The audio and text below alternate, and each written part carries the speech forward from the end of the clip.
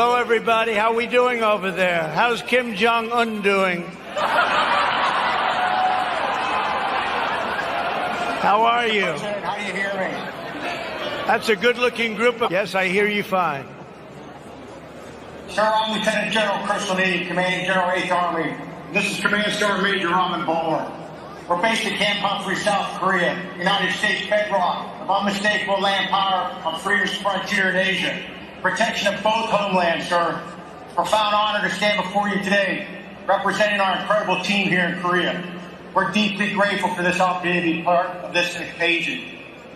Sir, on behalf of the brave men and women who serve under my command and the thousands of dedicated service members that are part of the joint team in Korea, congratulations on your victory as the 47th President of the United States. Welcome back, Mr. President. Sir, we'll be privileged to host you here in Korea soon. You can see firsthand the lethality of our soldiers here, how our formations are, our fight tonight focus, and our ironclad commitment to the defense of Korea and our homelands. To meet the families who serve alongside our warfighters, sir. Pacific victory, sir. How about that? So, could I ask you, how is it going in South Korea right now? How's it doing? You have somebody with pretty bad intentions, I guess, you would say that, although I developed a pretty good relationship with him, but he's a tough cookie. How is it going over there? How is it doing? Every day we train, we stay hard, we plan for anything that you possibly could need us to do. The alliance is strong, and we're ready to receive you, Mr. President. Well, thank you very much. 여기 트럼프 전 대통령의 한 발언이 전 세계를 깜짝 놀라게 했습니다. 평소 동맹국들에 대해 날선 비판을 해왔던 그가 한국에 대해서만큼은 완전히 다른 태도를 보인 것인데요. 특히 취임식 당일 그가 특별히 한국의 평택 미군 기지와 영상통화를 하면서 한 발언은 전 세계 외신들을 깜짝 놀라게 했습니다.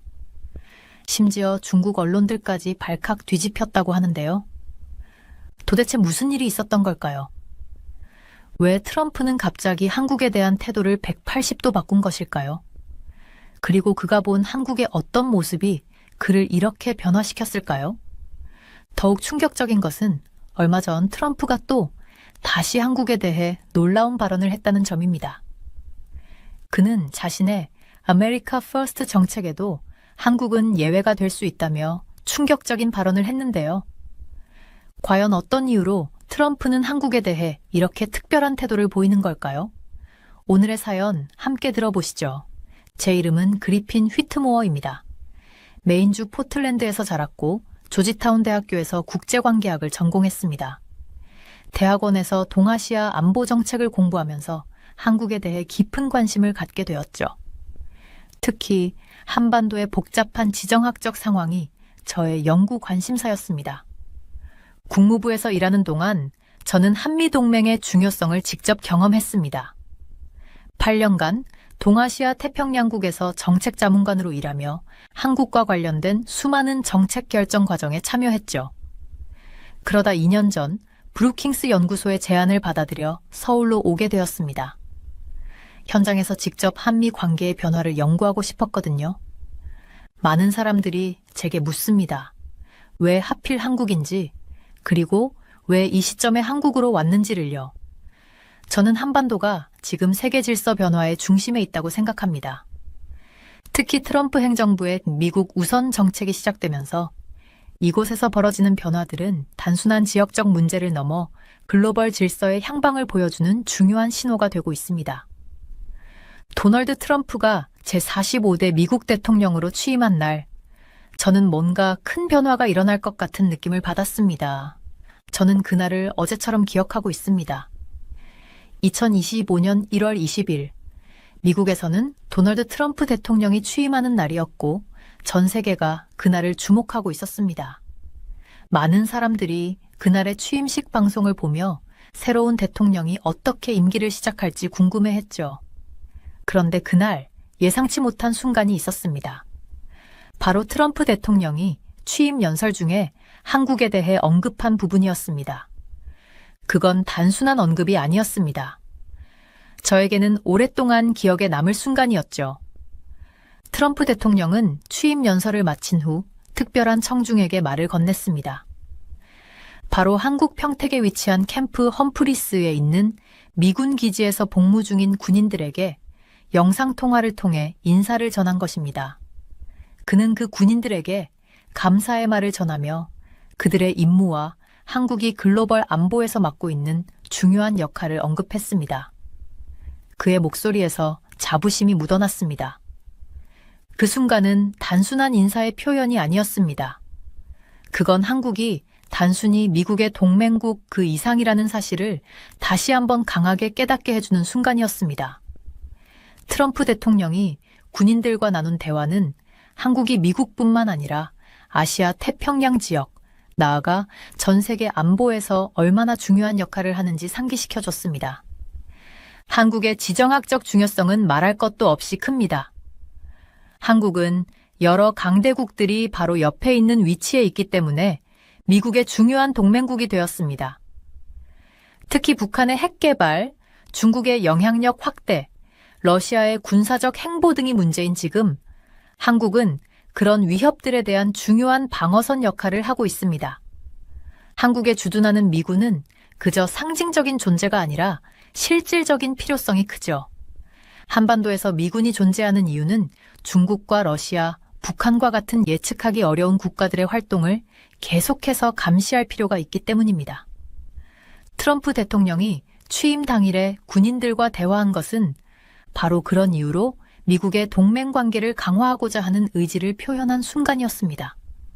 한국은 그 위치 덕분에 미국에게는 전략적으로 중요한 동맹국이었고 그날의 영상통화는 이 관계를 다시 한번 확인시켜주는 장면이었습니다. 한국은 단순히 군사적 협력뿐만 아니라 경제와 기술 면에서도 중요해졌습니다. 북한의 위협은 한국이 직면한 가장 큰 도전 과제지만 한국은 경제적으로도 강력해졌고 기술적으로도 세계를 선도하는 국가로 자리 잡았습니다.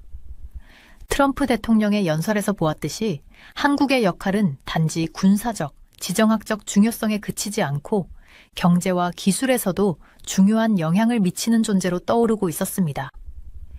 그날의 순간을 되새기며 저는 그 의미가 얼마나 깊었는지 다시 한번 느끼게 되었습니다. 미국과 한국의 동맹은 단순히 두 나라가 서로 협력하는 관계를 넘어서 글로벌 차원에서 중요한 의미를 지니고 있다는 사실을 상기시켜주는 순간이었어요.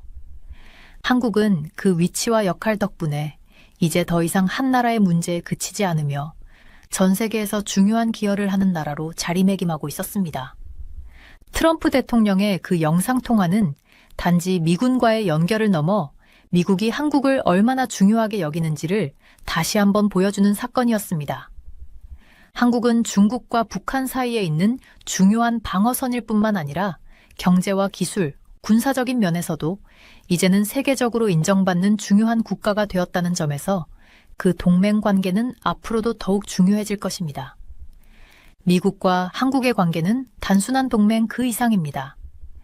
이 두 나라는 아시아 태평양 지역에서 평화와 안정의 중요한 기둥 역할을 해왔습니다.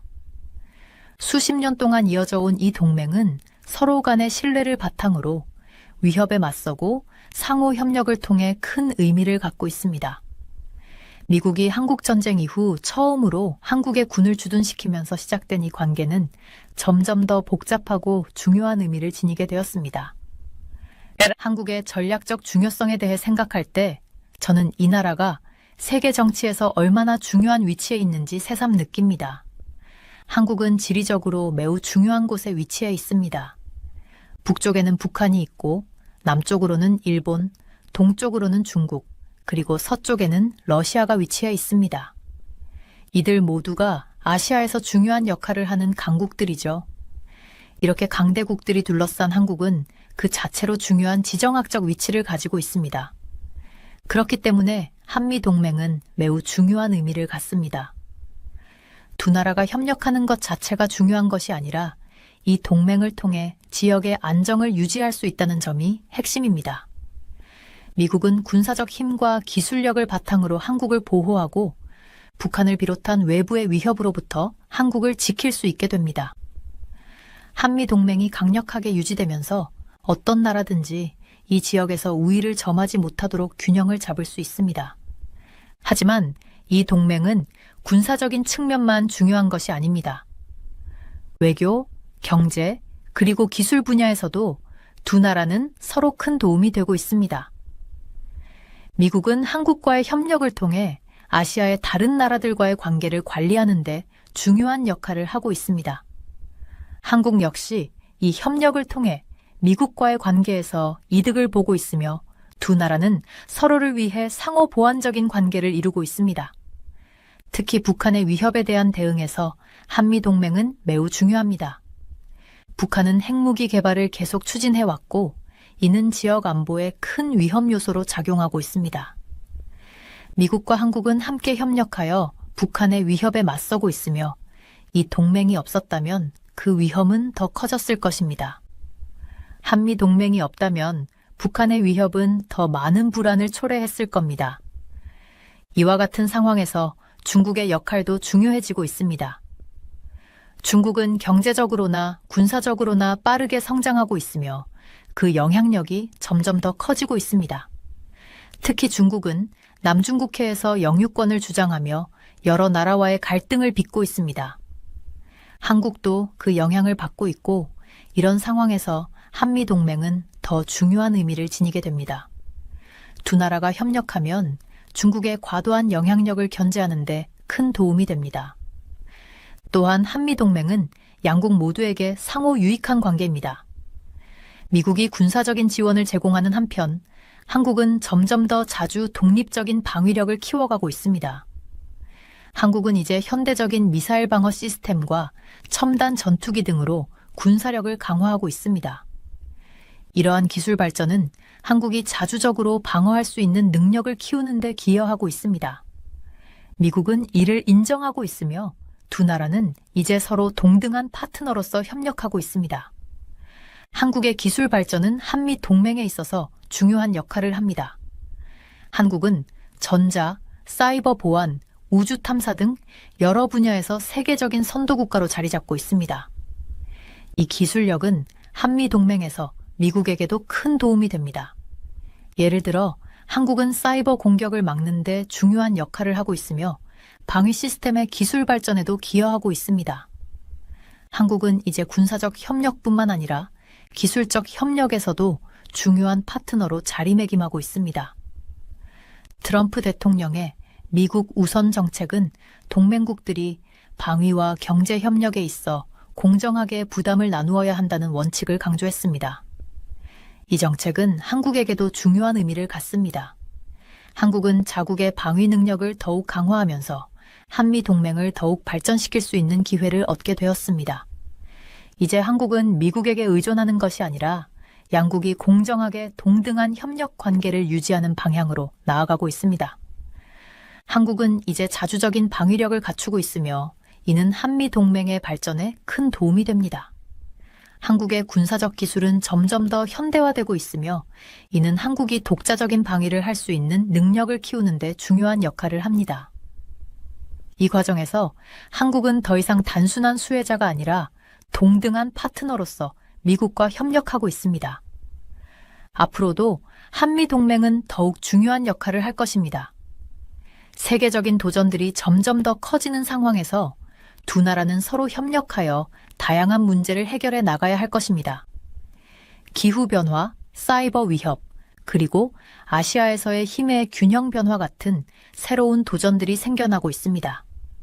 이런 상황에서 한미 동맹은 계속해서 중요한 역할을 할 것이며 두 나라의 협력은 앞으로도 계속 강화될 것입니다. 결국 한미 동맹은 단지 군사적 동맹을 넘어 기술, 경제, 외교 등 여러 분야에서 깊고 넓은 관계를 형성하고 있습니다. 이 동맹은 아시아 태평양 지역뿐만 아니라 전 세계적으로 평화와 안정을 유지하는 데 중요한 역할을 하고 있습니다. 앞으로도 한미 동맹은 변화하는 세계에서 더욱 중요한 파트너십으로 발전해 나갈 것입니다. 저는 처음에 트럼프 대통령의 아메리카 퍼스트, 아메리카 퍼스트 정책에 대해 들었을 때 그게 아주 강력한 선언처럼 느껴졌습니다. 마치 미국이 이제 다른 나라들을 돌보지 않고 자국의 이익만을 우선시하겠다고 선언하는 듯 했죠. 그 말이 나오자 사람들은 반응이 엇갈렸습니다. 어떤 사람들은 그게 미국을 더 안전하게 만들 거라고 생각했지만 다른 사람들은 그것이 전통적인 동맹 관계를 약하게 만들 수 있을까 걱정했습니다. 아메리카 퍼스트라는 말은 트럼프 대통령이 한 모든 외교적인 일에 큰 영향을 미쳤습니다. 무역 협정부터 군사적인 약속까지 모든 것이 이 정책의 틀 안에서 이루어졌습니다.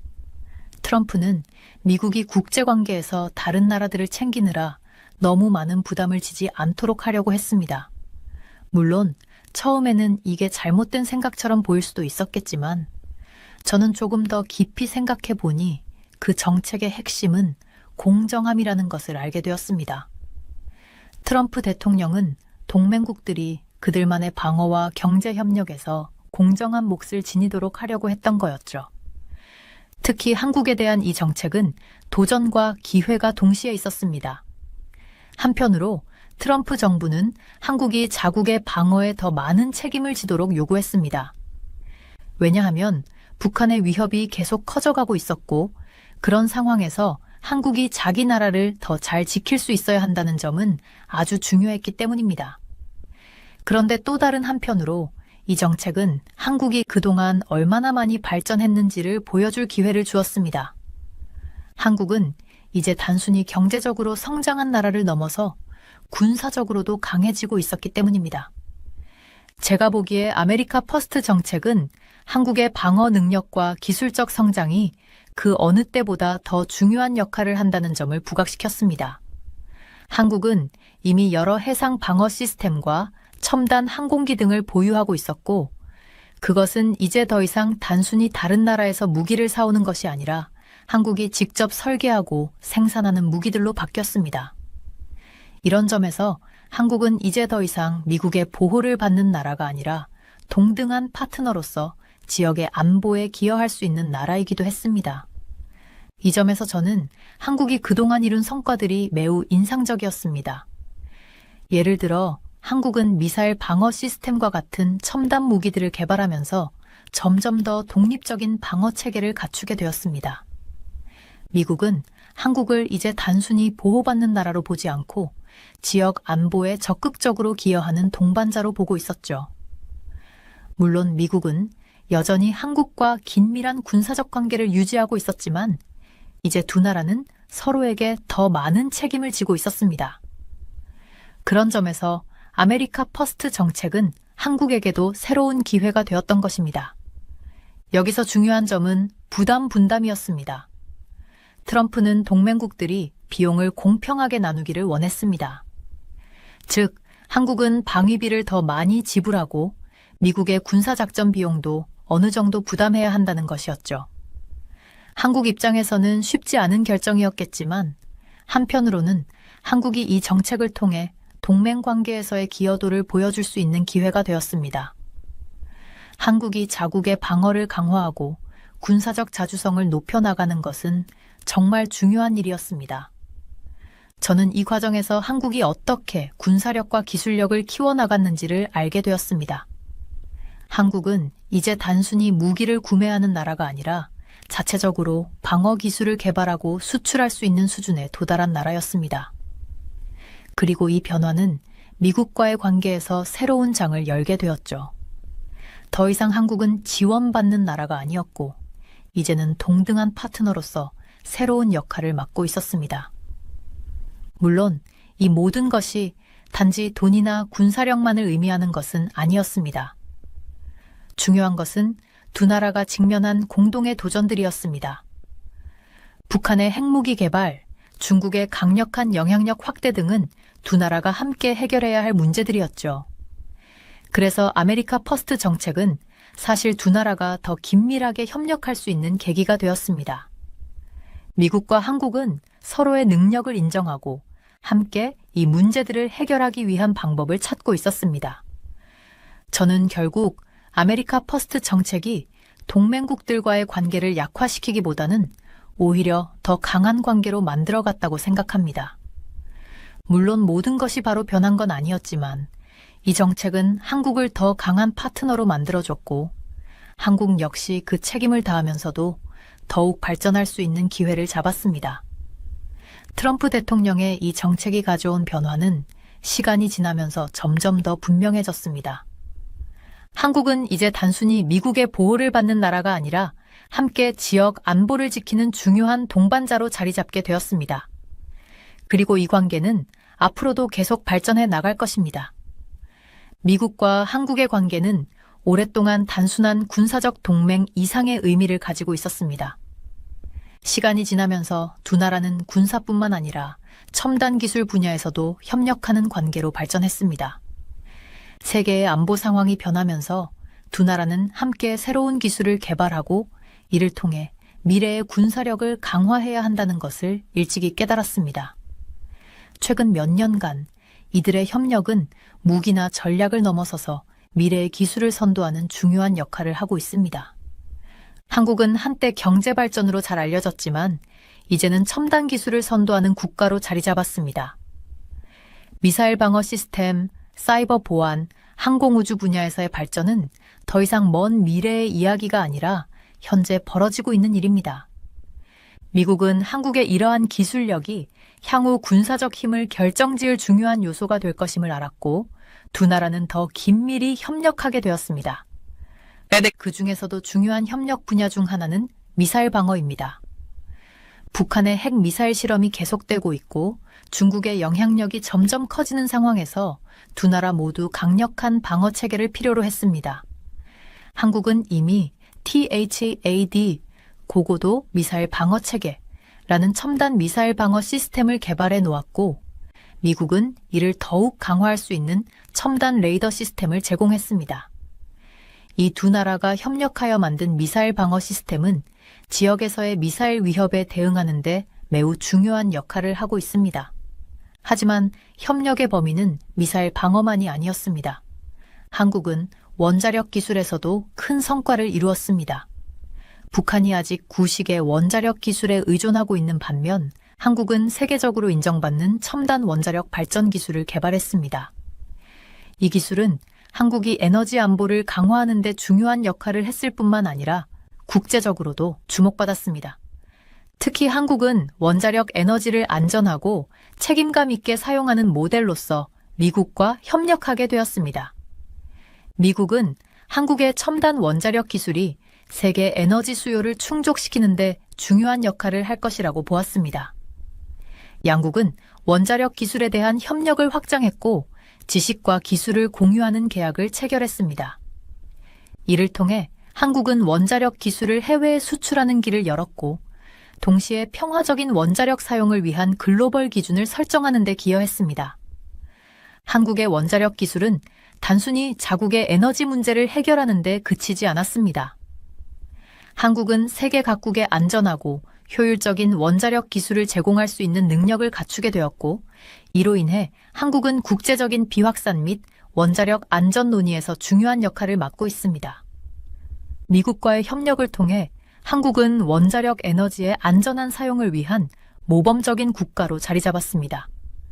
한국은 이제 더 이상 외국의 기술을 단순히 받아들이는 나라가 아닙니다. 오히려 한국은 자체적으로 혁신적인 기술을 개발하는 국가로 인정받고 있습니다. 그 예로는 한국이 개발한 K2 블랙팬서 전차가 있습니다. 한국이 이 전차를 개발했을 때 많은 사람들이 한국이 이렇게 첨단 전차를 만들 수 있을지 의문을 제기했습니다. 처음에는 전차의 68%만이 국내에서 생산되었지만 한국은 이를 개선하여 결국 100% 국내 생산을 달성했습니다. 지금은 K2 블랙팬서 전차가 세계에서 가장 발전된 전차 중 하나로 손꼽히고 있으며 다른 군사 강국들과도 경쟁할 수 있는 능력을 갖추게 되었습니다. 한국의 군사 기술 발전은 전체만 그치지 않았습니다. 전투기, 포병 시스템, 해양 무기 등 다양한 분야에서 한국의 발전은 눈부셨습니다. 그동안 한국은 외국의 군사 기술에 의존해왔지만 이제는 스스로 세계 시장에서 경쟁할 수 있는 군사력을 갖추게 되었습니다. 미국은 이제 한국을 단순한 군사 동맹국으로 보는 것이 아니라 글로벌 군사 기술에서 중요한 역할을 할 수 있는 동등한 파트너로 여기게 되었습니다. 이러한 변화는 군사 분야뿐만 아니라 다른 산업에서도 나타났습니다. 한국은 이제 전자, 자동차, 반도체 등 여러 분야에서 세계적인 리더로 자리 잡았습니다. 삼성, LG와 같은 기업들은 단순히 잘 알려진 브랜드가 아니라 글로벌 시장에서 혁신을 이끄는 기업들로 인정받고 있습니다. 특히 스마트폰, 텔레비전, 가전제품 등에서의 한국의 기술력은 세계적으로 큰 영향을 미치고 있습니다. 항공우주 분야에서도 한국은 눈에 띄는 발전을 이루었습니다. 한국의 우주 프로그램은 이제 더 이상 단순한 꿈이 아니라 현실로 다가오고 있습니다. 한국은 자체적으로 위성 시스템을 개발했고 우주 탐사 분야에서도 국제적인 관심을 받고 있습니다. 미국은 한국이 우주 분야에서 발전할 수 있도록 돕고 있으며 두 나라는 함께 위성 기술, 우주과학 등 다양한 분야에서 협력하고 있습니다. 미국과 한국의 관계는 이제 단순히 군사적 동맹을 넘어서 두 나라가 함께 미래를 만들어가는 파트너십이 되었습니다. 양국은 방위, 원자력, 우주 탐사 분야에서 함께 협력하며 새로운 기술들을 개발해 나가고 있습니다. 이러한 협력은 양국이 미래의 기술적 도전을 함께 해결해 나가는 데 중요한 역할을 하고 있습니다. 이제 미국은 한국을 단순히 군사적 동맹국으로 보지 않고 함께 미래를 열어나갈 중요한 파트너로 보고 있습니다. 한국의 이야기는 정말 놀라운 이야기입니다. 몇십 년 전만 해도 이 나라는 한국 전쟁에 참화해서 복구하는 중이었지만 오늘날 한국은 여러 산업에서 세계적인 리더로 자리 잡았습니다. 전쟁으로 폐허가 되었던 나라가 이렇게 첨단 기술을 선도하는 나라로 변한 것은 정말 대단한 일입니다. 제가 처음 한국을 방문했을 때 이 나라가 얼마나 현대적이고 활기찬 곳인지에 큰 인상을 받았습니다. 도시 곳곳에는 높은 빌딩들이 우뚝 서 있고 첨단 기술이 곳곳에 스며들어 있었습니다. 길거리마다 디지털 광고판이 떠 있고 기차는 정확하게 시간을 지키며 스마트폰을 들고 있는 사람들을 쉽게 찾아볼 수 있었습니다. 한국이 기술 분야에서 특별한 성과를 이뤄낸 나라라는 것을 확실히 느낄 수 있었습니다. 한국의 발전 중 가장 인상적인 부분은 바로 국방산업에서의 리더십입니다. 한국은 세계에서 가장 앞선 군사기술을 개발한 나라 중 하나입니다. 그중 대표적인 예시가 바로 K2 블랙팬서 전차입니다. 이 전차는 한국의 국방기술 발전을 상징하는 중요한 사례입니다. 처음에 K2 전차는 국내 부품 비율이 68%에 불과했으나 수년간의 노력과 혁신을 통해 현재는 100% 국내에서 생산되고 있습니다. 이 성과는 단순히 전차 하나의 개발을 넘어서 한국의 국방 접근 방식이 변하고 있다는 것을 보여줍니다. 한국은 더 이상 군사 원조를 받는 나라가 아니라 세계적인 군사 기술을 생산할 수 있는 능력을 가진 나라로 자리매김했습니다. K2 블랙팬서는 그 좋은 예일 뿐이고 한국은 이제 첨단 전투기, 미사일 방어 시스템, 무인 항공기 등 다양한 분야에서 경쟁력을 갖춘 군사 장비들을 생산하고 있습니다. 하지만 한국의 성장은 국방뿐만 아니라 다른 산업에서도 두각을 나타내고 있습니다. 한국은 전자제품, 자동차, 반도체 등 여러 분야에서 글로벌 리더로 자리 잡았습니다. 삼성과 LG와 같은 기업은 이제 전 세계에서 잘 알려진 브랜드가 되었으며 스마트폰부터 TV까지 다양한 제품에서 혁신을 이끌고 있습니다. 이들 기업 덕분에 한국은 전자제품의 중심지로 떠오르며 그 제품은 세계 곳곳에서 사용되고 있습니다. 한국의 자동차 산업도 매우 중요한 부분입니다. 현대와 기아는 매년 수백만 대의 자동차를 생산하며 한국은 세계에서 가장 큰 자동차 수출국 중 하나입니다. 한국에서 생산되는 자동차는 품질, 안전성, 그리고 기술 면에서 매우 높은 평가를 받고 있습니다. 특히 한국의 자동차는 자율주행 기능이나 전기차 기술 등 첨단 기술을 반영한 제품들이 많아 다른 나라들보다 한 발 앞서 나가고 있습니다. 한국의 가장 큰 성과 중 하나는 바로 반도체 산업입니다. 한국은 세계에서 가장 큰 반도체 제조업체들이 있는 나라로 세계에서 필요한 메모리 칩, 프로세서, 그리고 다양한 중요한 부품들을 생산하고 있습니다. 반도체는 현대 기술의 근간을 이루는 요소인데 한국이 이 분야에서 중요한 역할을 하고 있기 때문에 세계 경제에서도 매우 중요한 나라로 자리 잡게 되었습니다. 2025년 소비자전자 박람회 CES에서 한국은 기술 혁신의 챔피언으로 선정되었습니다. 이 상은 한국이 지속적으로 기술 혁신에 힘쓰고 있다는 것을 보여줍니다. 한국이 이룬 기술적 성과는 단지 몇 가지의 우연한 발명이 아니라 수년간의 연구와 개발, 교육에 대한 투자와 노력의 결과입니다. 한국은 계속해서 연구와 개발에 많은 투자를 하며 혁신이라는 가치를 중요하게 생각하고 있습니다. 한국 정부는 기술 혁신이 가능한 환경을 만드는 데 중요한 역할을 했습니다. 과학, 기술, 교육에 대한 투자를 통해 한국은 창의적이고 문제 해결을 잘하는 문화를 만들어냈습니다. 젊은 세대는 비판적으로 생각하고 도전 정신을 가지며 어려운 문제를 해결하려는 열정을 가지고 있습니다. 이러한 분위기 덕분에 한국의 젊은 인재들은 혁신을 이끌고 있으며 한국은 앞으로도 세계적인 기술 강국으로 계속 성장할 수 있을 것입니다. 한국의 혁신은 전자제품, 국방, 반도체 분야에 그치지 않습니다. 한국은 우주 탐사, 재생가능 에너지, 인공지능 분야에서도 큰 발전을 이루었습니다. 한국의 우주기관인 한국항공우주연구원 KARI은 이미 위성을 우주로 쏘아 올렸으며 앞으로도 달 탐사 등 야심찬 프로젝트를 진행할 계획입니다. 또한 한국의 대학과 연구기관은 인공지능과 청정에너지 분야에서도 중요한 기술을 개발하고 있습니다. 한국은 기술 혁신뿐만 아니라 기후변화 문제 해결을 위한 재생가능 에너지 기술 개발에도 힘을 쏟고 있습니다. 또한 전기차 분야에서도 선두적인 역할을 하며 세계적으로 석유 의존도를 줄이고 대기 오염을 줄이는 데 기여하고 있습니다. 한국의 기술 발전은 이미 전 세계에서 주목을 받고 있습니다.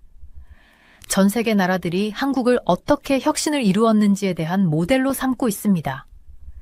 한국은 다른 나라들에게 과학과 기술, 연구 개발에 투자를 아끼지 않으면 어떻게 글로벌 리더가 될 수 있는지를 보여주고 있습니다. 앞으로도 한국은 세계적인 기술 환경에서 중요한 역할을 할 것입니다. 한국의 방위산업, 전자제품, 자동차, 반도체 기술은 세계 경쟁이 치열해지는 가운데 점점 더 중요한 역할을 하게 될 것입니다. 세계가 점점 더 연결되고 기술이 경제와 정치 변화의 중심이 되는 시대에서 한국의 리더십은 더욱 중요해질 것입니다. 한국의 발전은 단지 한국 자신만의 승리가 아니라 전 세계적인 진보를 위한 승리입니다. 더 많은 나라들이 한국처럼 기술과 교육, 혁신에 투자해야만 합니다. 한국은 정말 큰 도전들을 극복하고 세계적 리더로 거듭날 수 있다는 것을 보여주었습니다. 앞으로도 한국은 다른 나라들에게 큰 영감을 줄 것이며 그 여정은 계속될 것입니다. 저는 조용한 방에 앉아 창밖을 바라보며 생각에 잠겼습니다. 아래로 흐릿하게 빛나는 도시의 불빛들을 보면서 한국과 미국의 미래 관계가 어떻게 될지 궁금해졌습니다.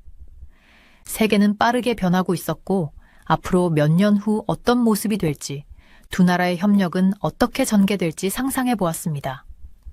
한국은 이제 단순한 전쟁 후 재건의 나라가 아니라 글로벌 무대에서 중요한 위치를 차지한 강력한 국가가 되었고 미국과의 관계도 그만큼 더 중요해졌습니다.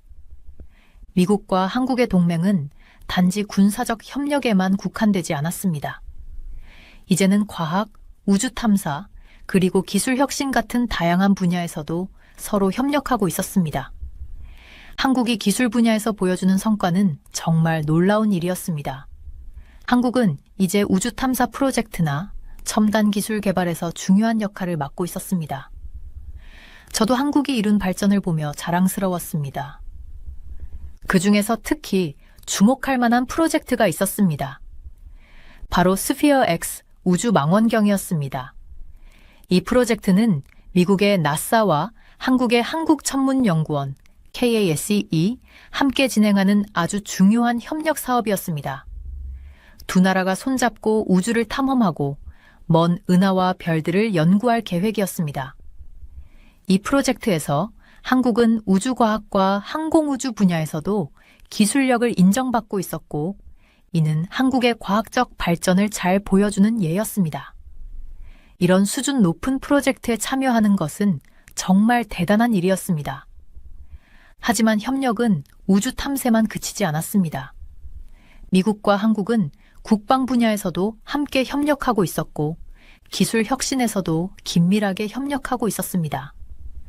중국의 경제적 성장과 북한의 위협이 계속 커지고 있는 상황에서 두 나라의 군사적 협력은 더욱 중요해졌습니다.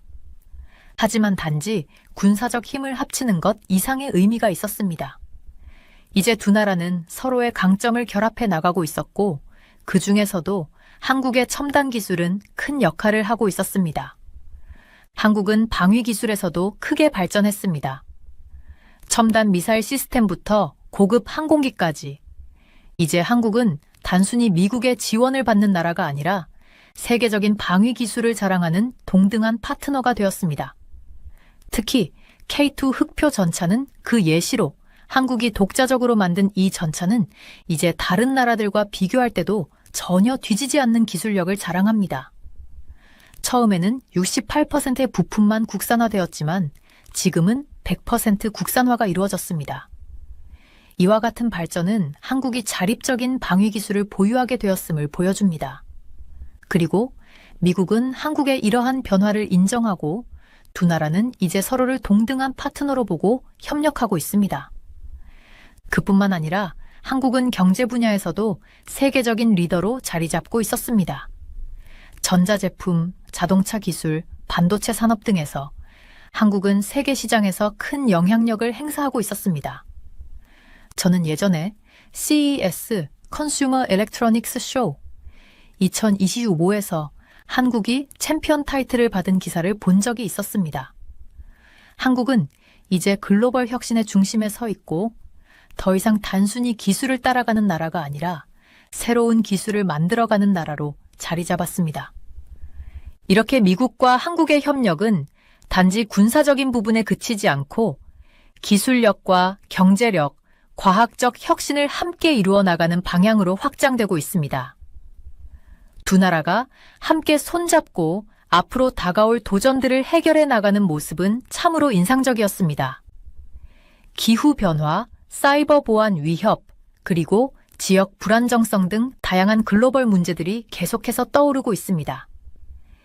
이러한 문제들은 더 이상 한 나라만의 힘으로 해결할 수 없는 문제들이기 때문에 미국과 한국의 협력은 더욱 중요해졌습니다. 그렇다면 일반 사람들에게는 이 협력이 어떤 의미가 있을까요? 이 협력이 일상적인 사람들의 삶에 어떻게 영향을 미칠까요? 저는 그들이 크게 생각하지 않을 수도 있겠지만 사실 이 협력은 그들에게도 많은 영향을 미칠 것입니다. 예를 들어 양국 간의 협력이 지속되면 더 안전한 국경을 유지할 수 있고 기술 발전 덕분에 삶이 더 편리해질 것입니다. 또한 교육이나 보건 분야에서도 협력이 이루어져 더 나은 삶의 기회가 제공될 수 있을 것입니다. 한국은 이제 세계 무대에서 더욱 중요한 역할을 하고 있으며 그 영향력은 점점 더 커지고 있습니다. 한국을 방문했을 때 만났던 사람들, 학생들, 엔지니어들, 군인들, 사업가들이 모두 어떻게 자국을 더 나은 나라로 만들기 위해 노력하는지 생각해 보았습니다. 그들의 열정과 헌신은 한국이 지금의 위치에 오를 수 있게 만든 원동력이었으며 이제 그들은 한국을 글로벌 리더로 만드는 데 중요한 역할을 하고 있습니다. 저는 다시 한번 생각해 보았습니다. 앞으로의 세상은 점점 더 서로 연결되고 그만큼 더 많은 도전이 있을 것입니다. 하지만 미국과 한국이 함께라면 두 나라는 더 큰 힘을 발휘할 수 있을 것입니다.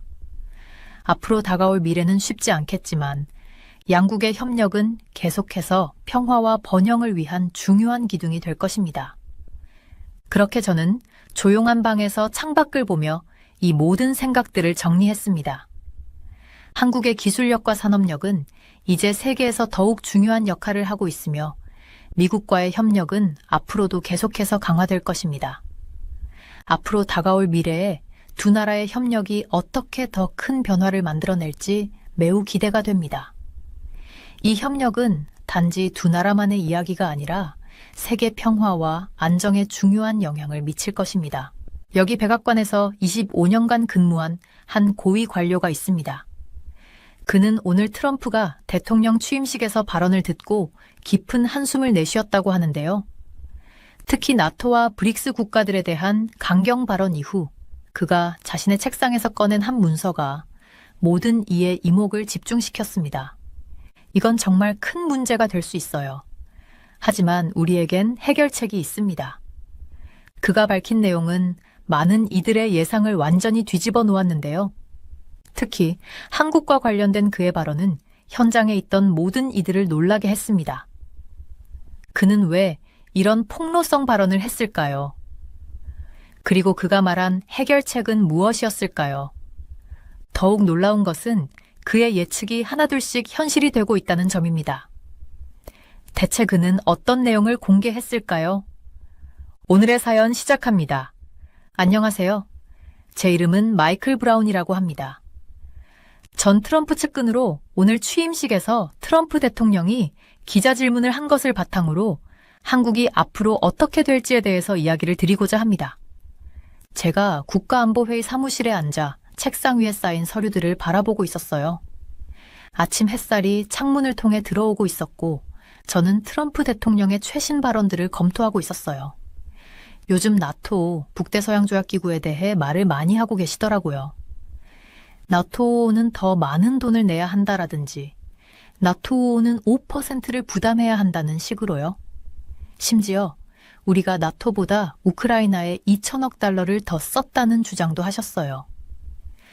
이런 발언들을 보면 동맹국들이 방위비를 더 부담해야 한다는 생각에 여전히 집중하고 계신 게 분명했어요. 아시아 문제를 25년 동안 다뤄온 사람으로서 이런 말들이 단순히 유럽에만 영향을 미치는 게 아니라 한국과의 중요한 관계에도 영향을 미칠 거라는 걸 알고 있었어요. 트럼프 대통령의 말들은 걱정을 키웠어요. 비록 나토와 우크라이나 이야기를 하고 계셨지만 한국 역시 자신들의 방위비, 분담 문제로 긴장할 거라는 게 분명했거든요. 전직 대통령이 동맹국들은 더 많이 내야 한다고 말하면 그게 특정 국가를 지목하지 않아도 모두 귀를 기울이게 돼요. 저는 안경을 벗고 피곤한 눈을 비비면서 이런 상황을 어떻게 쉽게 설명할 수 있을지 고민했어요. 한국은 다른 미국 동맹국들과는 조금 달라요. 이미 국방에 많은 돈을 쓰고 있거든요. 한국은 GDP, 즉 국내 총생산의 2.5% 이상을 국방비로 쓰고 있어요. 쉽게 설명하자면 여러분이 100달러가 있다면 그중 2달러 50센트를 집을 보호하는 데 쓰는 거예요. 그런데 한국은 이 비율을 국가 전체에 적용해서 수십억 달러를 국방에 투자하고 있는 거죠. 저는 중요한 수치들을 적어둔 노트를 집어들었어요. 그 중에서도 눈에 띄는 숫자가 하나 있었어요. 110억 달러. 이건 한국이 캠프 험프리스 확장에 사용한 금액이에요. 캠프 험프리스는 한국에 있는 미군 기지인데 지금은 미국 본토를 제외하고 세계에서 가장 큰 미군 기지 중 하나가 됐어요. 이걸 보면 한국이 자국 방위를 위해 얼마나 진지하게 노력하고 있는지 알 수 있어요. 사무실 벽에 걸린 세계 지도를 보며 손가락으로 서울에서 워싱턴 DC까지의 거리를 따라가 봤어요. 이 거리는 또 다른 중요한 점을 떠올리게 했어요. 한국은 단순히 돈으로만 기여하는 게 아니라 숫자로 잘 드러나지 않는 여러 방식으로도 미국을 돕고 있거든요. 예를 들어 한국은 미국 기업들로부터 많은 군사 장비를 구매하고 있어요. 이게 미국 내 일자리 창출로 이어지죠. 한국이 미국산 전투기나 군용 차량을 구매하면 텍사스나 캘리포니아, 오하이오 같은 곳에 있는 공장에서 일이 더 생기는 거예요. 저는 노트북을 열고 한국이 기여하고 있는 다른 방식들을 정리하기 시작했어요.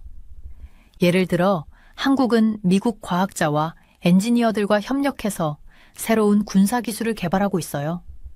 또 미군과 함께 군사훈련에 참여해서 협력 능력을 키우고 있고요. 그리고 동북아시아에서 무슨 일이 벌어지고 있는지 중요한 정보도 공유하고 있어요. 그때 서울에 있는 동료에게서 메시지가 왔어요. 그들은 트럼프 대통령의 발언을 걱정하고 있었어요. 트럼프 대통령이 우리가 나토보다 우크라이나에 2천억 달러를 더 썼다고 말한 게 혹시 미국이 한국을 방어하는 데 쓰는 돈에 대해서도 불만을 가질지 걱정스럽다는 내용이었어요. 저는 한국이 얼마나 다른 동맹국들과는 다르다는 걸 잘 설명해야겠다는 생각이 들었어요.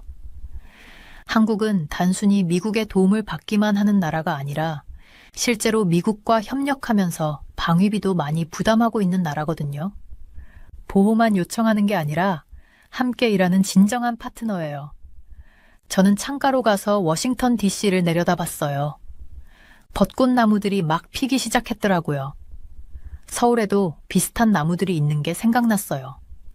이 나무들은 오래전에 일본이 선물한 것인데 나라들이 협력하면서 더 강해지고 성장할 수 있다는 걸 상기시켜줬어요. 다시 책상으로 돌아와서 한국이 좋은 동맹국임을 보여줄 방법에 대한 추천사항을 적기 시작했어요.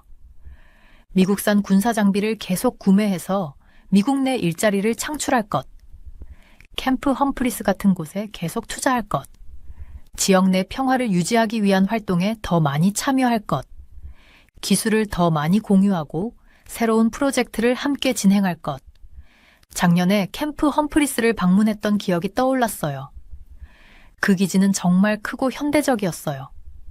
새로운 건물들과 훈련장, 그리고 미군 가족들을 위한 주거시설까지 다 잘 갖춰져 있었죠. 그리고 대부분의 비용은 한국이 부담했어요. 이게 바로 한국이 자국 방위를 위해 얼마나 노력하고 있는지를 보여주는 실제 사례예요. 시간이 지나면서 저는 사람들이 한국에 대해 잘 알 수 있도록 어떻게 설명할지 고민했어요. 트럼프 대통령이 동맹국들에게 더 많은 돈을 내라고 하거나 5%를 내라고 말할 때 사람들이 한국은 이미 그 기준 이상으로 하고 있다는 걸 이해했으면 좋겠더라고요.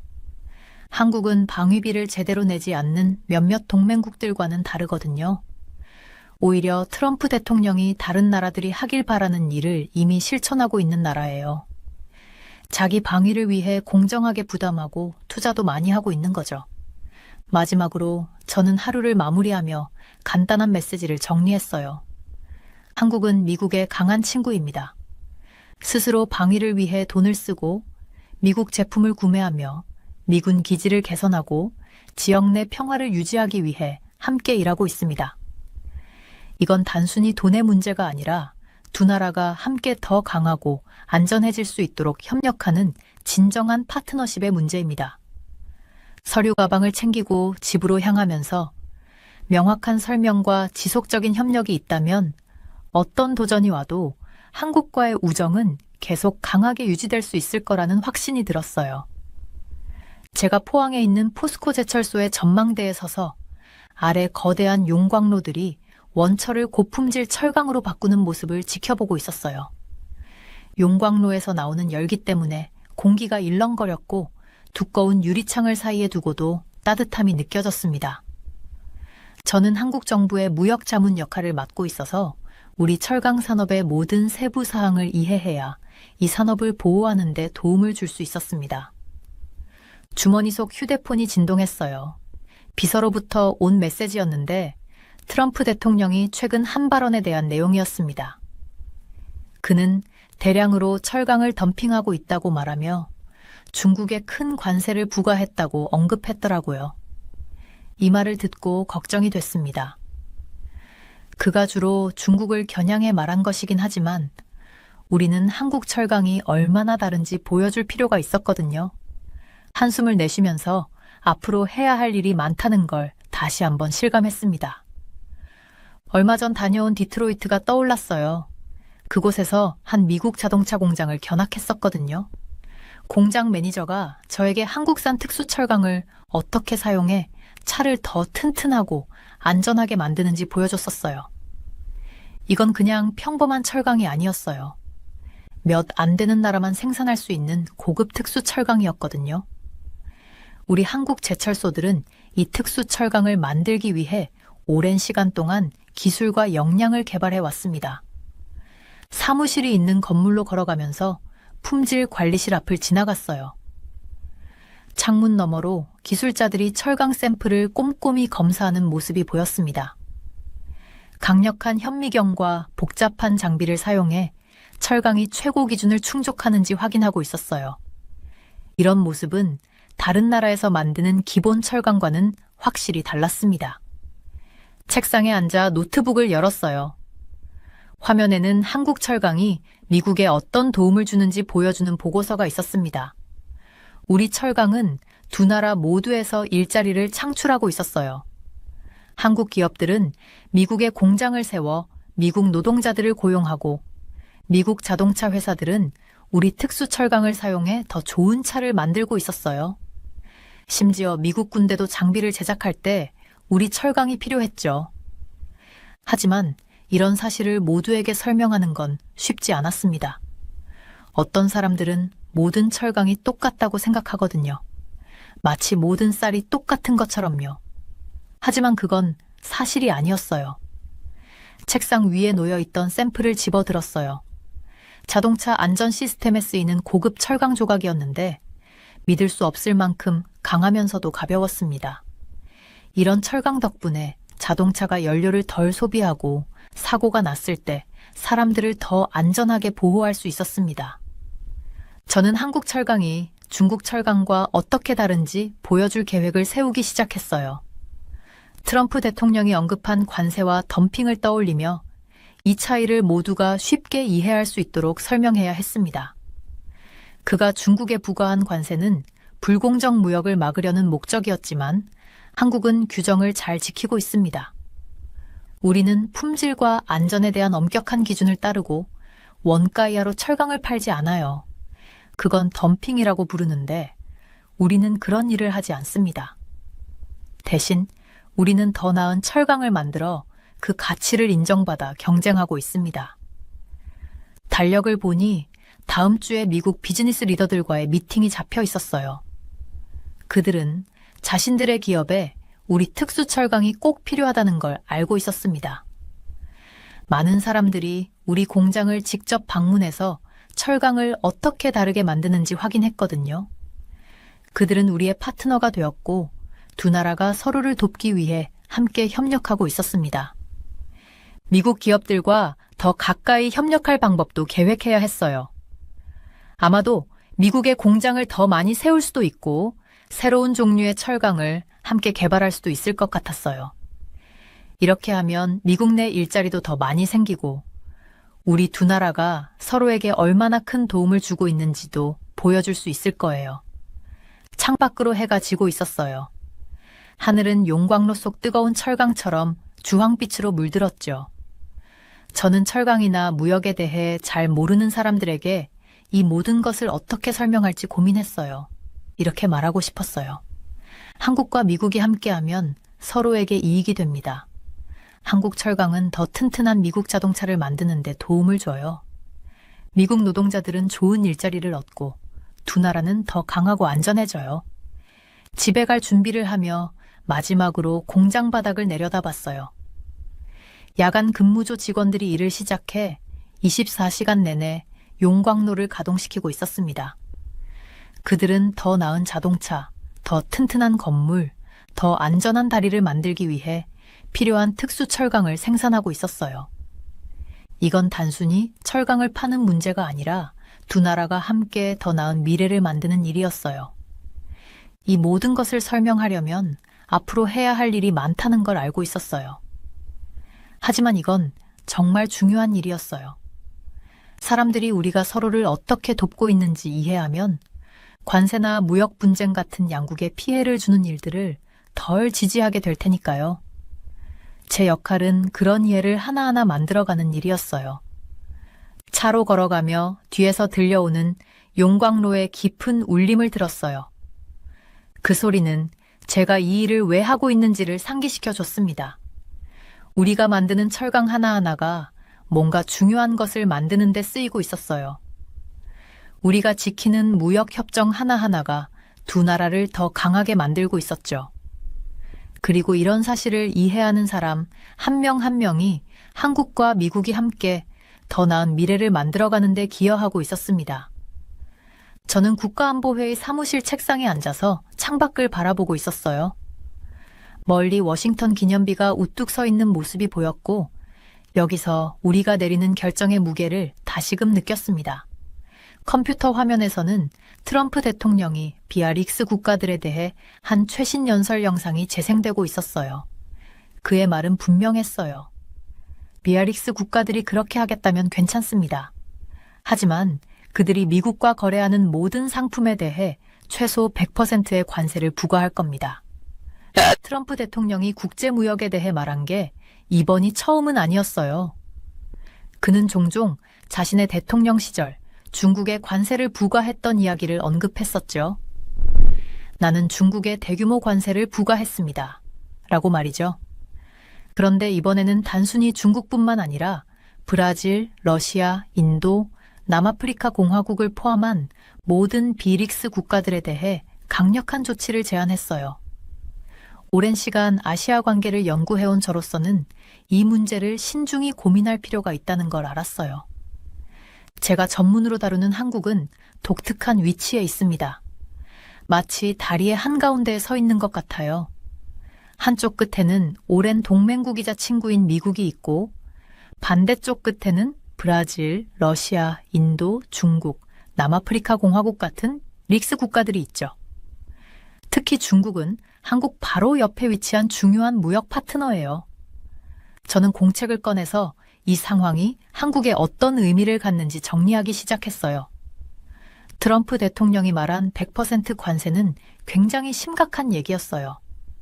이는 비아릭스 국가들로부터 사들이는 모든 상품의 가격이 2배로 뛴다는 뜻이니까요. 어릴 적 두 그룹의 친구들과 모두 잘 지내고 싶어서 신경 썼던 때가 떠올랐어요. 둘 다 잘 챙기려면 정말 조심스럽고 솔직해야만 가능했었죠. 특히 트럼프 대통령은 과거에도 자신의 약속을 실행에 옮겼다는 점에서 이런 관세 위협이 단순한 말로 끝나지 않을 가능성이 높았어요. 그가 대통령 시절 중국에 대규모 관세를 실제로 부과했던 것처럼요. 만약 그가 다시 대통령이 되어 비릭스 국가 전체에 100% 관세를 부과한다면 이는 전 세계 무역 방식을 크게 바꿔놓을 겁니다. 가장 먼저 기술 분야가 떠올랐어요. 한국은 세계 최고의 스마트폰, 컴퓨터 칩, 전기차 배터리를 만드는 나라 중 하나예요. 미국은 중국에 대한 의존도를 줄이기 위해 이런 기술 분야에서 한국과 긴밀히 협력하길 원하죠. 그래서 저는 공책에 기술 파트너십이라고 크게 적었어요. 이건 한국과 미국이 새로운 기술을 개발하는데 더 협력할 수 있다는 걸 의미했어요. 다음으로는 공급망 문제를 생각해 봤어요. 공급망은 말하자면 물건이 만들어지고 전 세계로 이동하는 과정이에요. 현재 많은 기업들이 여러 나라에서 부품과 재료를 공급받아 제품을 만드는데 특히 비아릭스 국가들, 그 중에서도 중국에서 많이 들여오고 있죠. 하지만 미국은 이를 바꾸길 원하고 있어요. 더 많은 것을 미국이나 한국처럼 우호적인 나라들에서 생산하길 원하죠. 작년에 한국의 삼성 공장을 방문했을 때가 떠올랐어요. 그곳에서는 이미 이런 문제를 해결하려는 작업이 진행 중이었어요. 더 많은 컴퓨터 칩을 한국 내에서 생산하기 시작했고 미국에도 새로운 공장을 짓는 계획을 세우고 있었어요. 이런 움직임이야말로 양쪽 관계를 균형 있게 유지하는 데 도움이 될 수 있는 일이었죠. 그렇다고 비아릭스 국가들과의 관계를 잊을 수는 없었어요. 한국은 여전히 비아릭스 국가들, 특히 중국과의 무역이 필요했으니까요. 중국은 많은 한국 제품을 구매하고 한국 기업들이 필요로 하는 중요한 자재를 공급해줘요. 그래서 공책에 균형 잡힌 경제관계라는 문구를 적었어요. 이는 비아릭스 국가들과 좋은 비즈니스 관계를 유지하면서도 미국을 불편하게 하지 않는 방법을 찾는 것을 의미했어요. 그 중에서도 민감한 기술 관리가 가장 큰 과제였어요. 어떤 기술은 일반적인 비즈니스뿐만 아니라 군사적으로도 사용될 수 있거든요. 한국은 이런 기술을 어떤 나라들과 공유할 수 있는지에 대한 명확한 규정이 필요했어요. 저는 이런 중요한 기술을 보호하면서도 정상적인 비즈니스는 지속할 수 있도록 하는 가이드라인 초안을 생각해 봤습니다. 제가 적은 메모들과 트럼프 대통령의 관세 발언을 바라보면서 이 상황을 한국 정부에 어떻게 설명해야 할지 고민했어요. 특히 이런 대규모 관세가 실제로 시행될 경우 모두에게 효과적인 명확한 계획이 필요했어요. 트럼프 대통령의 강경한 비아릭스 입장은 한국이 국제무역에서 큰 변화를 준비해야 한다는 뜻이었어요. 그래서 제가 추천한 계획은 이랬습니다. 첫째, 한국은 미국과 새로운 기술을 개발하는데 더 긴밀히 협력해야 해요. 여기에는 더 나은 컴퓨터 칩, 인공지능, 청정에너지가 포함될 수 있겠죠. 한국과 미국 과학자들이 함께 일할 수 있는 새로운 연구센터를 세우는 것도 좋은 방법이에요. 둘째, 미국이 주도하는 공급망 강화 노력에 참여해야 해요. 이는 한국과 미국에서 더 많은 제품을 생산하고 다른 나라에 지나치게 의존하지 않는 것을 의미하죠. 마치 한 공급업체가 문제가 생겼을 때를 대비한 백업 계획을 세우는 것과 같아요. 셋째, 비릭스 국가들과 계속 무역을 이어가되 무역 품목에 더 신중을 기해야 해요. 자동차, 휴대폰, 생활용품 같은 일반적인 상품들은 괜찮아요. 하지만 군사적으로 활용될 수 있는 첨단 기술은 특별한 허가가 필요하겠죠. 넷째, 민감한 기술을 어떻게 다룰지에 대한 명확한 규정을 마련해야 해요. 이렇게 하면 기업들이 어떤 기술을 다른 나라들과 공유할 수 있는지 정확히 알 수 있을 겁니다. 창밖으로 해가 지기 시작할 무렵, 저는 작성한 추천안을 한 번 더 살펴봤어요. 한국이 이런 관계들을 균형 있게 유지하는 게 쉽지는 않겠지만 충분히 가능한 일이었어요. 핵심은 모든 사람들에게 정직하고 명확하게 상황을 설명하는 거였어요. 저는 보고서를 저장하고 동료들에게 보낼 준비를 했어요. 내일은 이 추천안을 실제로 어떻게 실행할지 세부 사항을 논의하기 시작할 예정이었어요. 하지만 지금은 한국이 이 어려운 시기를 헤쳐나갈 좋은 계획을 마련했다고 느껴졌습니다. 저는 책상에 앉아서 트럼프 대통령이 에너지에 대해 했던 최근 발언들을 검토하면서 컴퓨터 화면에 띄워둔 한국의 에너지 수요 차트를 보고 있었어요. 트럼프는 에너지 생산을 대폭 확대할 것이라면서 우리는 에너지로 많은 돈을 벌게 될 것이라고 말했어요. 그의 말은 그가 다시 대통령직에 오르면 에너지가 주요한 이슈가 될 것임을 분명히 보여줬어요. 숫자로 봐도 명확했어요. 한국은 도시를 유지하고 공장을 가동하며 겨울에 가정을 따뜻하게 하기 위해 많은 에너지가 필요했어요. 오랫동안 한미 관계에 대해 일해온 저로서는 양국이 에너지 문제에서 협력하는 것이 얼마나 중요한지 잘 알고 있었어요. 그때 제 휴대폰이 진동하며 메시지가 왔어요. 제 보조인 사라가 요청하신 에너지 보고서가 준비됐습니다. 라고 보내왔어요. 저는 문서를 열고 최신 데이터를 읽기 시작했어요. 한국은 그 어느 때보다도 많은 에너지를 사용하고 있었는데 대부분의 에너지를 다른 나라에서 들여와야 했어요. 이를 보면서 어떻게 하면 미국과 에너지 문제에서 더 잘 협력할 수 있을지에 대해 생각하게 됐어요. 미국은 최근 세계 최대의 천연가스 생산국 중 하나로 자리 잡았어요. 트럼프가 강조했던 에너지 생산 확대는 이런 성장세와 맞물려 있었어요. 그는 미국의 에너지 자원을 돈을 벌고 한국 같은 동맹국과의 관계를 강화할 방법으로 여겼어요. 작년 여름에 텍사스에 있는 액화 천연가스 LNG 시설을 방문했던 기억이 떠올랐어요. 그 시설은 엄청나게 컸고 수백만 가구에 에너지를 공급할 수 있을 만큼의 가스를 저장할 수 있는 대형 탱크들이 있었어요. 그 가스는 액체로 냉각되어 바다를 건너 한국 같은 나라들로 더 쉽게 운송될 수 있었어요. 저는 노트를 꺼내 한미 양국이 에너지 분야에서 어떻게 더 잘 협력할 수 있을지에 대한 아이디어를 적기 시작했어요. 첫 번째로 적은 건 미국에서 더 많은 천연가스를 구매하는 방법이었어요. 이렇게 하면 양국 모두에게 이득이 될 수 있었어요. 한국은 필요한 에너지를 확보하고 미국은 신뢰할 수 있는 가스 구매자를 얻을 수 있었죠. 서울의 스카이라인을 바라보니 멀리 핵발전소 몇 개가 보였어요. 그걸 보면서 우리 양국이 함께 협력할 수 있는 또 다른 중요한 분야가 떠올랐어요. 한국과 미국은 모두 핵에너지에 대한 전문 지식이 많았어요. 지식을 합친다면 더 안전하고 효율적인 핵발전소를 건설할 수 있을 거라고 생각했어요. 이건 에너지로 돈을 벌겠다는 트럼프의 비전과도 딱 맞아떨어졌어요. 핵에너지는 양국 모두에게 가치 있는 수출 자원이 될 수 있었으니까요. 얼마 전 다녀온 제주도가 생각났어요. 그곳에서는 태양광 패널과 바닷바람에 돌아가는 풍력 발전기들을 볼 수 있었어요. 재생에너지는 해가 갈수록 더 중요한 이슈가 되고 있었어요. 미국에는 태양광과 풍력 기술을 연구하는 기업들이 많이 있었어요. 우리 양국이 재생에너지 연구를 함께 한다면 더 효율적인 친환경 에너지를 만들어낼 수 있을 거라고 생각했어요. 그때 컴퓨터에서 이메일 알림 소리가 났어요. 워싱턴에 있는 예전 동료 톰이 보낸 메시지였어요. 그는 에너지 인프라 프로젝트를 진행 중이었어요. 여기서 말하는 에너지 인프라는 항구, 저장 탱크, 파이프라인 같은 것들이었어요. 이런 인프라는 에너지를 한 곳에서 다른 곳으로 이동시키는데 꼭 필요했어요. 그의 메시지를 읽으며 한국이 미국에 더 나은 에너지 인프라를 구축하는 데 투자할 수 있다는 아이디어가 떠올랐어요.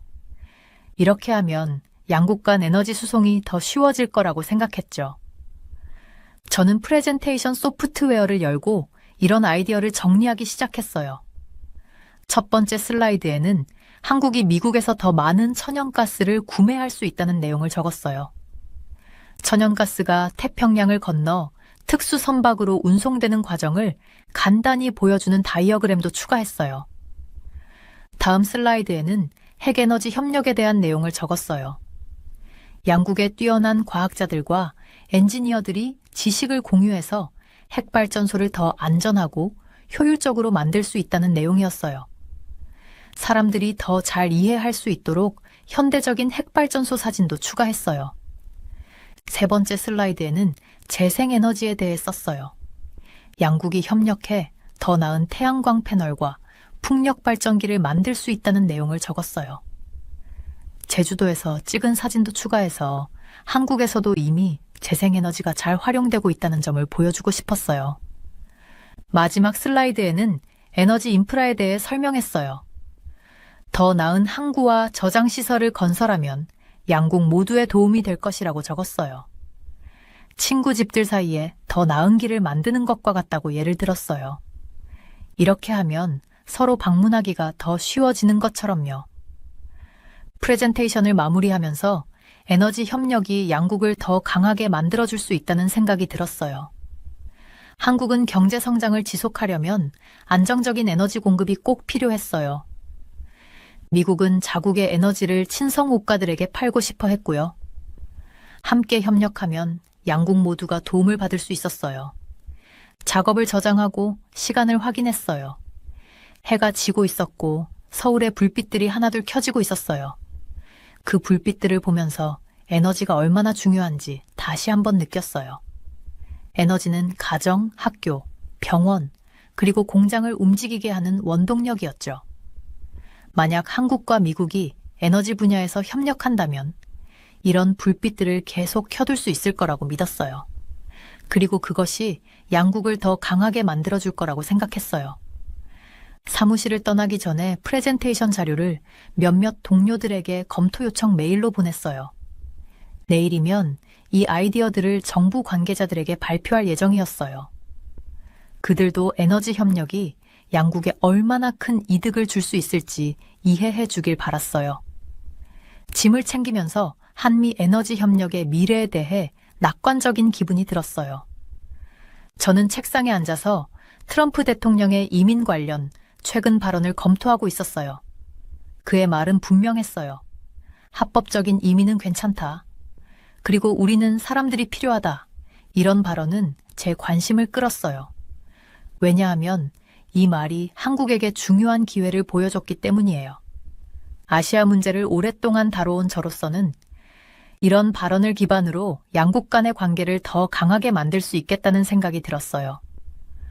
그날 아침 일찍 국가안보회의 사무실로 들어가면서 한미 양국이 직면한 도전과 기회를 생각했어요. 제 책상 위에는 양국 간 숙련된 노동자와 이민에 관한 두꺼운 보고서 묶음이 놓여 있었어요. 그걸 열어보면서 이 주제가 신중한 고민과 명확한 설명이 필요하겠다는 걸 느꼈어요. 한국과 미국 간의 관계는 숙련된 인재를 공유하는 면에서 항상 특별했어요. 지난달에 실리콘밸리에 있는 삼성 연구소를 방문했던 기억이 떠올랐어요. 거기서 한국 엔지니어들이 미국 과학자들과 함께 협력해서 양국의 이득이 될 새로운 기술을 개발하고 있었거든요. 그들의 협력은 우리 두 나라가 숙련된 인재를 공유하는 것이 얼마나 중요한지를 다시 한번 보여줬어요. 요즘 한국은 많은 유능한 학생들을 미국 대학에 보내고 있어요. 이 학생들은 컴퓨터, 과학, 공학, 의학 연구 같은 중요한 분야를 공부해요. 졸업 후에는 많은 학생들이 미국 회사에서 일하기를 원하죠.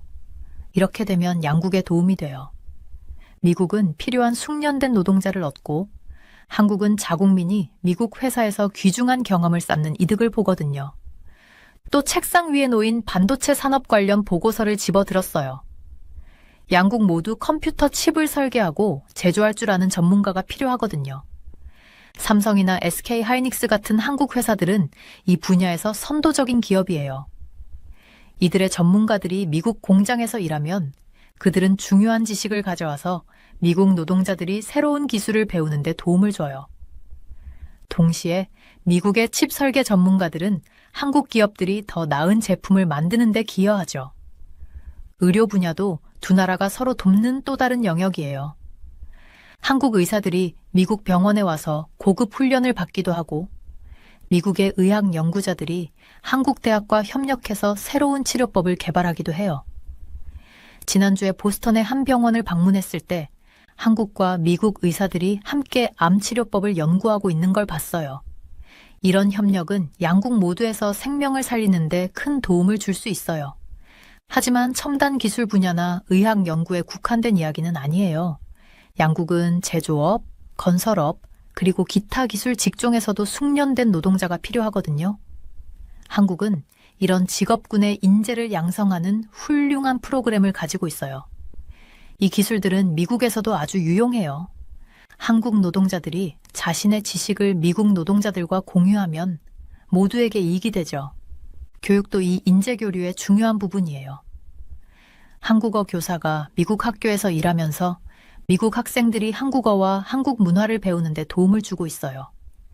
이런 노력은 양국 간의 이해를 더 깊게 만들어줘요. 반대로 한국에서는 미국 영어 교사들이 한국 학생들의 영어 실력을 높이는 데 도움을 주고 있죠. 이런 교사들은 양국 간 문화를 연결하는 다리가 되어줘요. 제가 배운 중요한 점 중 하나는 숙련된 노동자들이 양국 간에 합법적으로 이동할 수 있도록 더 쉽게 만들어야 한다는 거예요. 이를 위해서는 취업 비자와 관련된 규정을 명확히 하고 서류 처리 시간을 줄여야 해요. 양국 기업들과 이야기를 나눠보면 복잡한 규정 때문에 필요한 인재를 고용하기가 어렵다는 얘기를 자주 들어요. 이런 문제들을 해결하면서도 이민 시스템이 안전하고 공정하게 운영되도록 만들어야 해요. 또 창업을 꿈꾸는 젊은 사람들에 대해서도 생각해 봤어요. 많은 한국의 기업가들이 미국 시장에 자신의 아이디어를 가져가고 싶어 하거든요. 이들은 새로운 일자리를 창출하고 양국의 신선한 아이디어를 가져다 줄 수 있어요. 미국 기업가들도 한국에서 기회를 찾고 있죠. 이런 창업가들이 양국에서 더 쉽게 일할 수 있도록 만든다면 양국 경제가 더 강해질 거예요. 훈련 프로그램도 숙련된 인재를 공유하는 데 중요한 부분이에요. 서울에 있는 한 기술 훈련 센터를 방문했을 때 미국과 한국의 노동자들이 함께 새로운 제조 기술을 배우고 있었어요. 이런 프로그램은 양국 노동자들이 서로에게서 배우고 자신의 기술을 더 발전시키는 데 큰 도움을 줘요. 앞으로 이런 프로그램들이 더 많이 필요하다고 생각해요. 그래야 노동자들이 새로운 기술과 변화하는 직업 요구에 잘 대비할 수 있거든요. 하루 동안 보고서를 다 읽고 나서 저는 미래를 떠올렸어요. 한국과 미국은 강한 경제를 유지하기 위해 숙련된 노동자가 필요해요. 양국이 협력하고 인재를 공유함으로써 문제를 해결하고 새로운 기회를 창출할 수 있어요. 중요한 건 이민 규정이 이를 지원할 수 있도록 공정하고 안전하게 만들어야 한다는 거예요. 트럼프 대통령의 합법적 이민에 대한 긍정적인 태도는 우리에게 분명한 길을 제시해요. 그가 우리는 사람들이 필요하다라고 말했을 때 이건 한국이 제공할 수 있는 것과 완벽히 맞아떨어져요. 우리는 기술, 제조, 과학 분야에서 미국이 필요로 하는 고도로 훈련된 노동자를 보유하고 있거든요. 합법적이고 체계적인 노동자 교류 프로그램에 집중한다면 트럼프 대통령과 다른 미국 지도자들이 원하는 이민 시스템을 만들 수 있을 거예요. 저는 폴더를 닫고 노동자 교류 프로그램을 개선하기 위한 추천안을 작성하기 시작했어요. 양국의 미래는 서로 협력하고 우리의 기술과 지식을 공유하는 데 달려 있어요. 이를 제대로 한다면 노동자, 기업, 그리고 양국 모두가 이득을 볼 거예요. 이렇게 해서 우리는 앞으로도 더 강한 파트너십을 만들어갈 수 있을 거예요. 트럼프가 최근 나토에게 더 많은 돈을 내야 한다고 말하고 브릭스 비아릭스 국가들의 100% 관세를 부과하겠다고 하며 철강 덤핑 문제에 대해 우려를 표하는 걸 들었을 때 저는 우리가 명확한 계획이 필요하다는 걸 느꼈어요. 이런 발언들을 들으면서 한국과 미국 간의 관계를 강화하고 이런 우려들을 직접적으로 해결할 방안을 찾아야 한다는 걸 다시 한번 깨달았어요. 저는 한국과 미국이 협력하는 방식을 오랜 시간 동안 연구해 왔기 때문에 두 나라의 우정을 더욱 단단하게 만들기 위한 제 계획을 설명드리고 싶어요. 이 계획은 두 나라가 서로 성장하고 안전을 지킬 수 있는 방법을 간단하게 나누어 보여줄 거예요. 제가 국가안보회의 NSC 사무실에 앉아 아시아 지도를 보면서 한국과 미국이 서로에게 꼭 필요한 가까운 친구 같다는 생각을 했던 게 기억나요. 지금 세상은 엄청나게 빠르게 변하고 있고 마치 조각들이 계속 움직이는 큰 퍼즐 같아요. 그래서 두 나라가 꼭 끈끈한 관계를 유지하면서 서로의 문제를 함께 해결할 수 있어야 해요. 먼저 미국에게 한국이 왜 특별한 존재인지 얘기하고 싶어요. 한국은 단순히 미국이 일하는 또 하나의 나라가 아니라 정말로 소중한 파트너 같은 나라예요. 트럼프가 비판했던 몇몇 국가들과는 다르게 한국은 이미 국방비에 많은 돈을 쓰고 있고 미국 제품도 많이 구매하고 있어요. 제가 작년에 서울을 방문했을 때 한국 기업들이 매일 미국 사람들이 사용하는 핸드폰부터 자동차 부품까지 중요한 물건들을 만드는 모습을 봤어요. 한국의 노동자들은 이런 물건들을 만드는데 아주 뛰어난 실력을 가지고 있고 미국 기업들도 이런 기술력이 필요해요. 그리고 한국은 아시아에서 평화를 유지하는 데도 큰 역할을 하고 있어요. 제가 한국 군인들과 미국 군인들이 함께 훈련하는 모습을 본 적이 있는데 정말로 잘 맞는 팀처럼 보였어요. 이런 협력은 중요해요. 아시아에서 좋은 친구가 있다는 건 미국이 강하고 안전하게 지낼 수 있는데 큰 도움이 되거든요. 한국은 군사비에 많은 투자를 하고 자기 자신을 지킬 뿐만 아니라 친구들을 도와줄 준비도 항상 되어 있어요. 제 계획의 두 번째 부분은 경제적인 협력에 대한 거예요. 이건 특히 트럼프가 무역이나 철강 수입 문제에 대해 걱정하고 있기 때문에 중요해요. 저는 이걸 두 도시를 잇는 다리를 짓는 것처럼 생각해요. 연결된 길과 다리가 많을수록 다리가 더 튼튼해지잖아요. 한국과 미국의 기업들이 더 자주 협력해야 한다고 생각해요. 예를 들어 미국 기업들이 특별한 반도체나 새로운 기술이 필요할 때 이런 걸 잘 만드는 한국 기업들과 함께 일하면 돼요. 그리고 두 나라가 서로의 사업에 더 많은 투자를 해야 한다고 생각해요. 제가 미국의 사업주들과 얘기를 나누다 보면 그분들이 종종 한국 기업들과 더 많이 일하고 싶다고 말해요. 이유는 간단해요. 한국 기업들이 믿을 만하고 기술력도 뛰어나기 때문이에요. 또 한국 기업들이 미국에 더 많은 공장을 세우면 미국 사람들에게 일자리를 만들어줘요. 이건 바로 트럼프가 원하는 거잖아요. 미국 내 일자리를 늘리는 것 말이에요. 한국 기업들이 미국에 공장을 세우면 두 나라 모두에게 큰 이익이 되고 트럼프의 무역 우려도 해결할 수 있어요. 세 번째는 두 나라의 안전에 관한 부분이에요. 요즘 세상은 사이버 공격이나 다른 나라들로부터의 위협 같은 문제들이 많기 때문에 나라들이 협력해야 안전을 지킬 수 있어요. 저는 한국과 미국 군인들이 함께 훈련하는 걸 봤는데 이런 협력을 더 많이 해야 한다고 생각해요. 서로 배울 것도 많고 그렇게 하면 두 나라가 더 강해질 수 있어요. 또 두 나라는 컴퓨터와 기술 분야에서도 굉장히 뛰어나요. 그래서 사이버 공격을 막거나 중요한 정보를 보호하는 방법에 대해 서로의 지식을 나누어야 해요. 제가 국가안보회의에서 일할 때 이런 문제에서 협력하는 나라들이 혼자 해결하려는 나라들보다 훨씬 더 안전하다는 걸 직접 봤어요. 마지막으로 제 계획의 마지막 부분은 미래에 대한 거예요. 트럼프가 에너지 생산을 활성화하겠다거나 에너지로 돈을 벌겠다고 얘기했잖아요. 이건 한국과 미국이 함께 할 수 있는 중요한 분야예요.